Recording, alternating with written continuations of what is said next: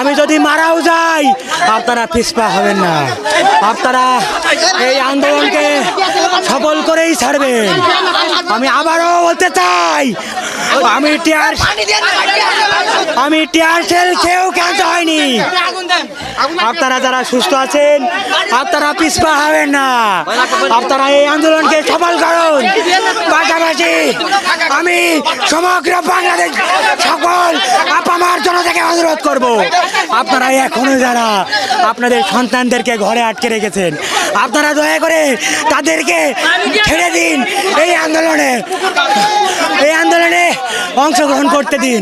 মনে রাখবেন, আমরা যদি এই আন্দোলনে ব্যর্থ হই আগামীর বাংলাদেশ ব্যর্থ হবে। আপনারা ভাববেন না আমরা যদি ব্যর্থ হই সব কিছু ঠিকঠাক হয়ে যাবে।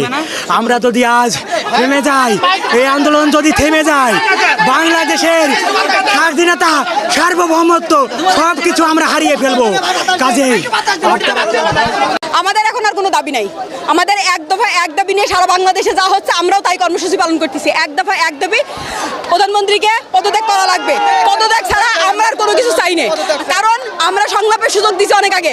18 তারিখ থেকে শুরু করে যে পরিমাণ গণহত্যা গুম চলাইছে, এরপরে আর আমাদের কোনো রাস্তা নেই। আমাদের পিঠ দেয়ালে ঠিকে গিয়েছে। যখন আমরা সংলাপের সুযোগ দিছি তখন সাধারণ স্টুডেন্টরা ছিল, সবাই সাধারণ স্টুডেন্ট ছাড়া কেউ ছিল না। সেইখানে মার দেওয়া হয়েছে, গুম করা হয়েছে, তাদের বাপ মাকে তুলে নিয়ে যে হয়রানি করা হয়েছে, সব ধরনের প্রস্তুতি তারা নিয়ে করেছে। এখন আর সংলাপ কিসের ভাই? এখন আর কোনো সংলাপ নাই। আমরা একটাই দাবি, একটাই সবার এক দফা একই দাবি, আপনি পদত্যাগ করেন। কারণ শেখ হাসিনার পদত্যাগ আমাদের পুলিশ আমাদের উপরে সন্ত্রাস বাহিনী আমাদের গ্যাস সরছে আমাদের চোখে, আমরা কোনো বিশৃঙ্খলা সৃষ্টি করে নাই। ওরা নিজেরাই আমাদের উপরে নিক্ষেপ করছে। পুলিশরা হিজলা আরে ছাত্রলীগ,